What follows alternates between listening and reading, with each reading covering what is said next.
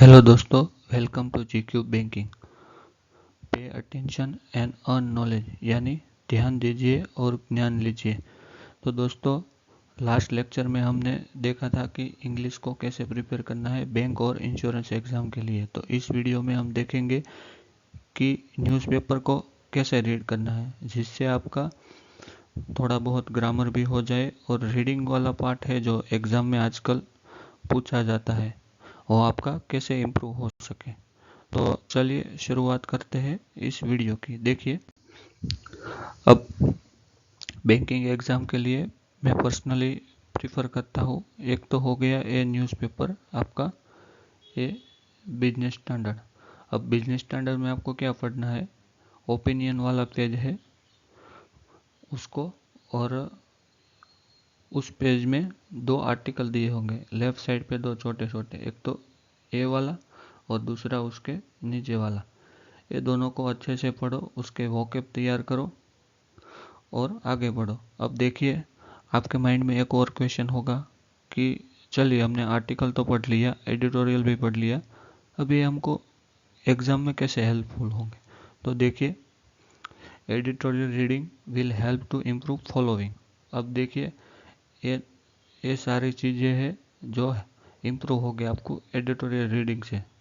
देखिए, एक तो क्या होगा, आपका रीडिंग स्पीड इंक्रीज होगा, आपकी कॉम्प्रिहेंशन एबिलिटी इम्प्रूव होगी, यानी कि आप चीज़ों को समझना सीख जाएंगे।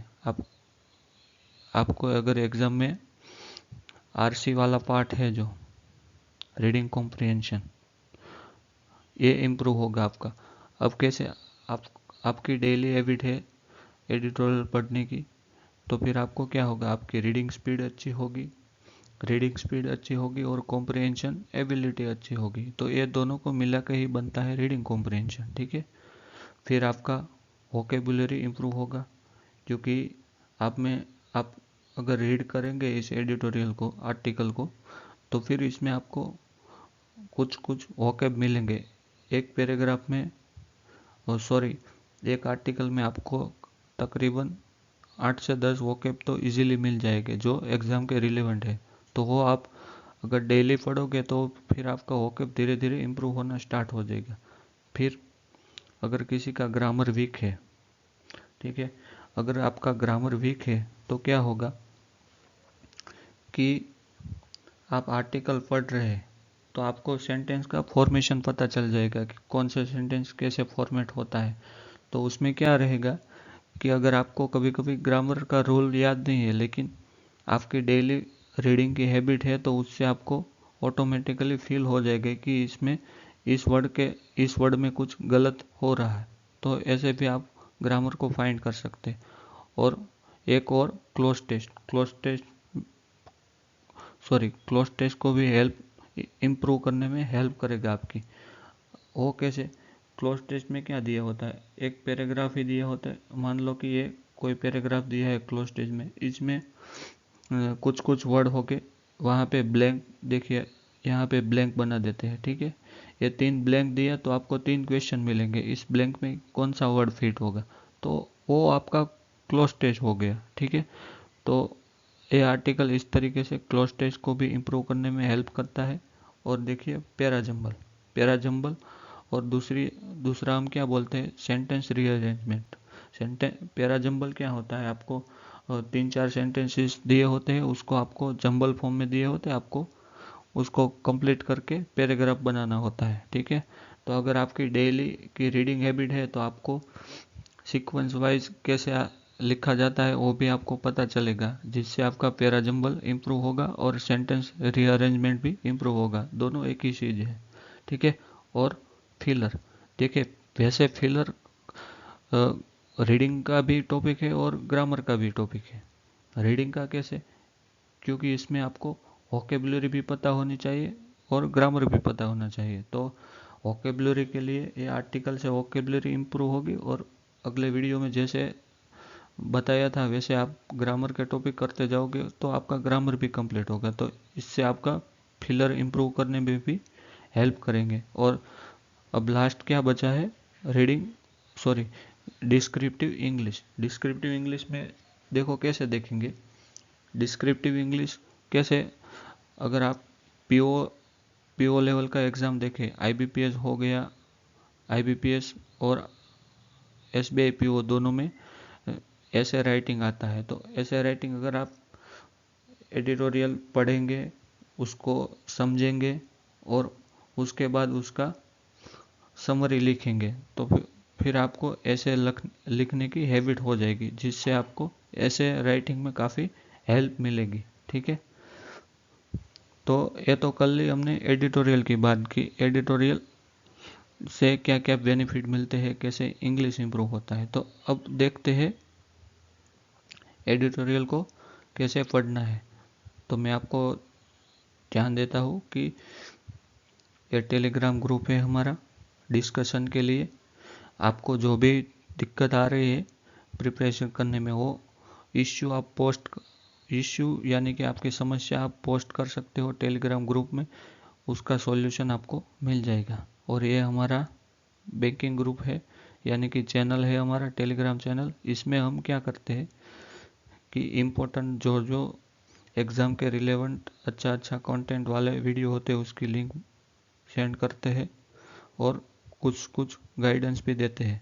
और ये हमारा यूट्यूब चैनल का लिंक है। ठीक है, तो चलिए आगे बढ़ते हैं। अब देखिए, मैंने एक तो बिजनेस स्टैंडर्ड बताया था और दूसरा बताया इकोनॉमिक टाइम। इकोनॉमिक टाइम में क्या पढ़ना है आपको, न्यूज़पेपर के हाईलाइट पढ़ो और दूसरा क्या पढ़ो कि आप दी एडिट पेज पूरा पढ़ो। दी एडिट पेज में आपको क्या पढ़ना है, लेफ्ट साइड में अगर कोई आर्टिकल है, ठीक है, तो लेफ्ट साइड में देखिए दो छोटे छोटे आर्टिकल आते हैं, ये दोनों आपको पढ़ना है। इसमें जनरल टॉपिक दिए होते हैं, कभी इकोनॉमी का होता है, कभी नेशनल इश्यू वगैरह होता है, कभी हेल्थ का होता है। और तीसरा आर्टिकल कौन सा, ए स्पीकिंग ट्री वाला पढ़ना है। ठीक है, ए स्पीकिंग ट्री वाले में क्या आपको बेनिफिट मिलेगा कि इसमें स्टोरी बेज आता है। तो आपको क्लरिकल एग्जाम में आप ज़्यादातर देखेंगे कि स्टोरी बेज आरसी आता है, तो इसको इम्प्रूव करने में आपकी हेल्प करेगा। देखिए, अब देखिए,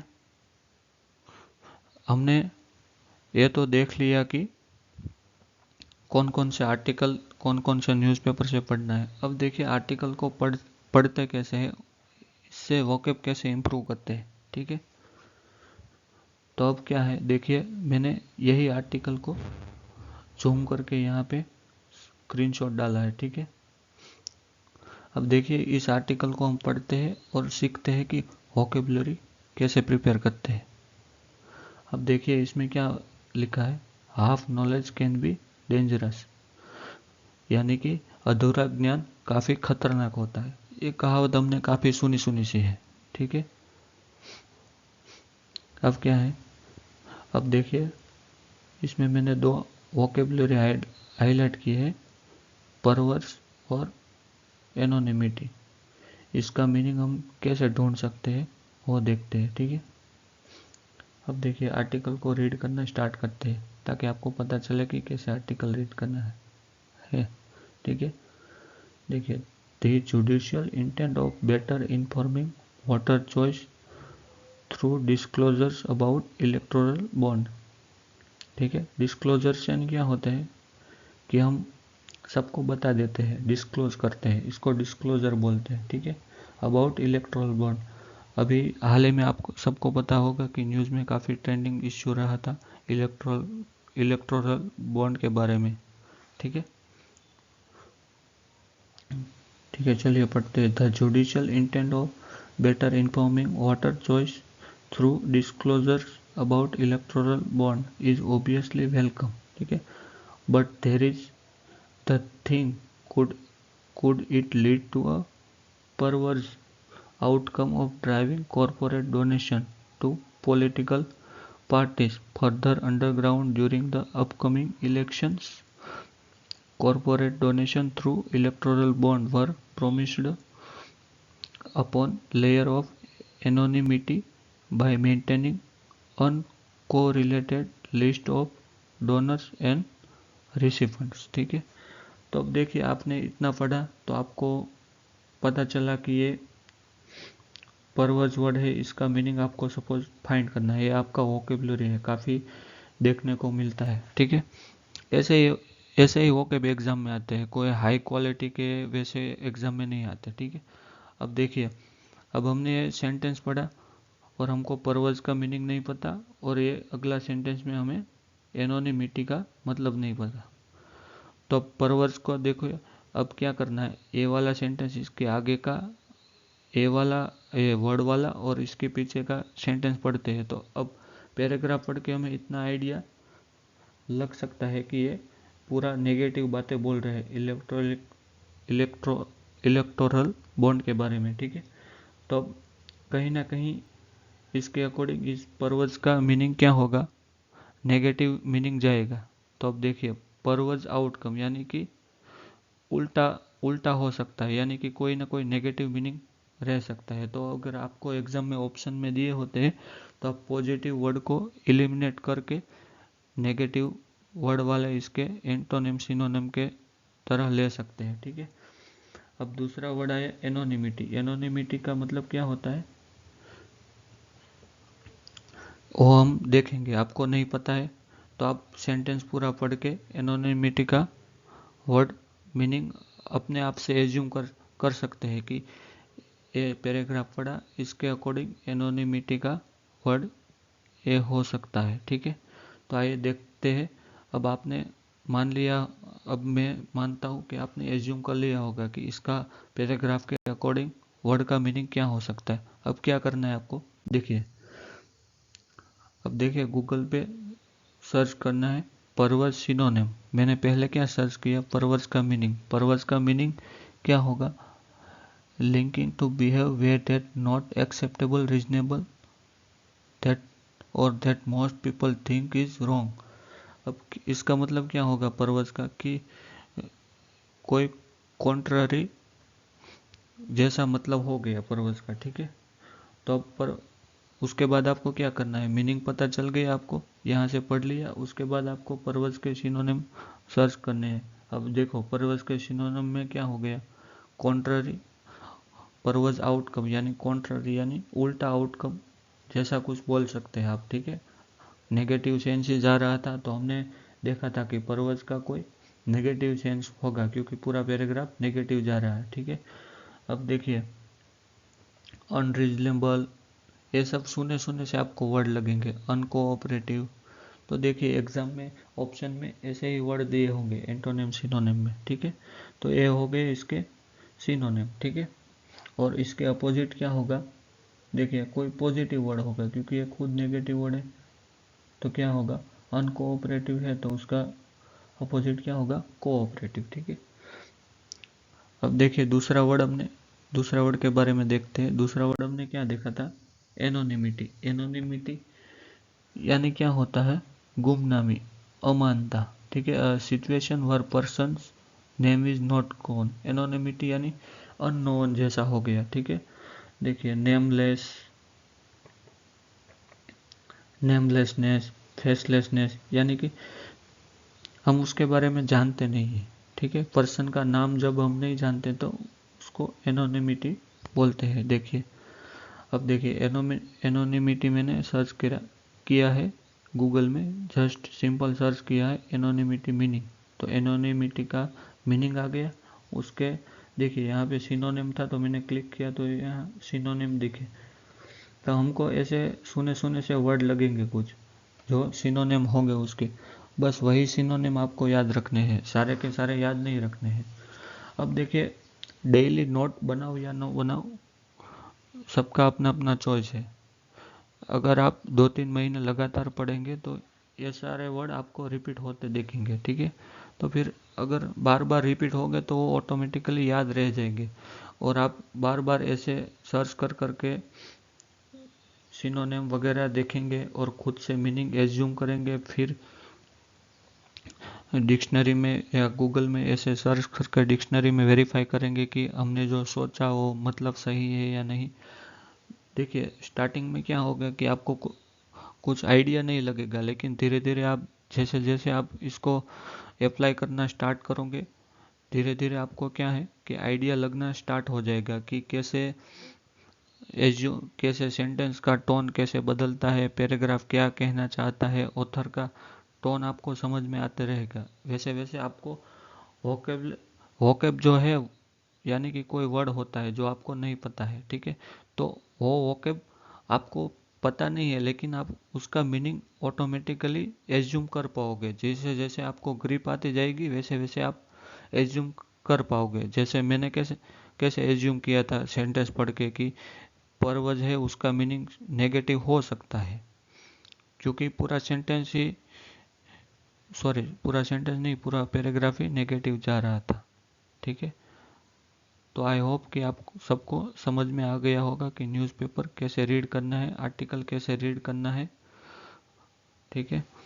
तो साथ साथ में अगर आप सेंटेंस पढ़ते हैं, जैसे ये कोई पैराग्राफ है, आर्टिकल है, इसका सेंटेंस आपने ऐसे रीड किया, तो उसके साथ साथ आपको थोड़ा बहुत आपने ग्रामर पढ़ा होगा, उसके रूल का भी थोड़ा बहुत ध्यान में रख के ये पैराग्राफ रीड करना, ताकि आपको पता होगा। देखिए, रूल रूल का रट्टा मारने से कुछ होने वाला नहीं है। आप रीडिंग करोगे तो आपको पता चलेगा कि इस रूल का एप्लीकेशन कैसे होता है, ठीक है। तो इससे ग्रामर भी आपका इम्प्रूव होने लगेगा, ठीक है।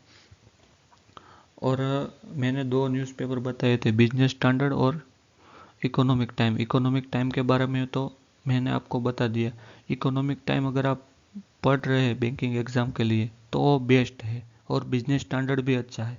और अगर पीओ मेंस लेवल का करना है, जिसमें काफ़ी अच्छा बहुत क्रिटिकल लेवल आता है, जो एसबीआई पीओ मेंस में आता है, तो वो आपको ओपिनियन पेज पढ़ना है किसका, फाइनेंशियल एक्सप्रेस का। ये देखिए, इसमें इकोनॉमिक रिलेटेड आर्टिकल होते हैं, तो ये दो आर्टिकल पढ़ सकते हैं। लेकिन अगर आप इकोनॉमिक टाइम पढ़ रहे हैं तो आपके लिए बेस्ट है, पीओ लेवल भी कवर होगा और क्लर्क लेवल भी कवर होगा, ठीक है। तो मैं तो पर्सनली प्रीफर करता हूँ कि आप बैंकिंग एग्जाम की प्रिपरेशन कर रहे हैं तो इकोनॉमिक टाइम को ही प्रिपेयर करिए, और थोड़ा बहुत बिजनेस स्टैंडर्ड को, ठीक है। आई होप कि अब आई होप कि अब आपको समझ आ गया होगा कि कैसे न्यूज़पेपर रीड करना है, उसकी एप्लीकेशन क्या है, और न्यूज़पेपर रीड करने से हमें कैसे हमारा इंग्लिश इम्प्रूव कर सकते हैं, ठीक है। तो चलिए दोस्तों, अब वीडियो को यहीं